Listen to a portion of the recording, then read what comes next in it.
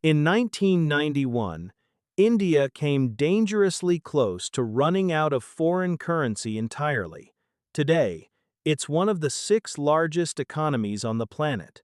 This is the story of how a genuine financial crisis forced India to completely rewrite its own economic rulebook. For decades after independence, India ran a heavily regulated economy, with government permits required for nearly every major business decision. By 1991, that system had pushed the country to the brink. Foreign reserves fell so low they could barely cover a few weeks of imports. Facing that emergency, India tore down decades of restrictions almost overnight, opening up to foreign investment, cutting tariffs, and dismantling the maze of licenses that had strangled Indian business for generations. It became known as the Liberalization, Privatization, and Globalization reforms. The results over time were staggering. India's income per person grew more than 7 times over, from roughly $370 to nearly $2,700.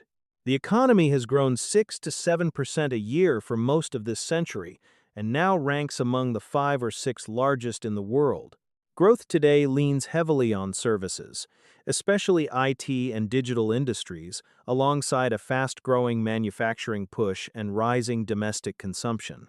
India has also kept reforming. It just jumped 25 spots in one major global competitiveness ranking in a single year. The contrast with China is striking. Back in 1990, India actually had a slightly higher income per person than China did. Today, China's is more than 5 times higher, a gap that shows just how much execution, not just strategy, has mattered along the way. India's rise isn't finished either. The World Bank still classifies it as a lower middle-income country. Court cases can take years to resolve, and the economy needs to create around 90 million new jobs by 2030 just to keep up with its own workforce.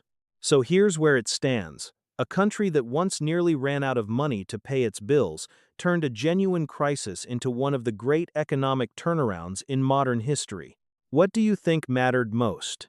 The 1,991 reforms themselves, the continued follow-through since, or simply India's sheer scale finally paying off?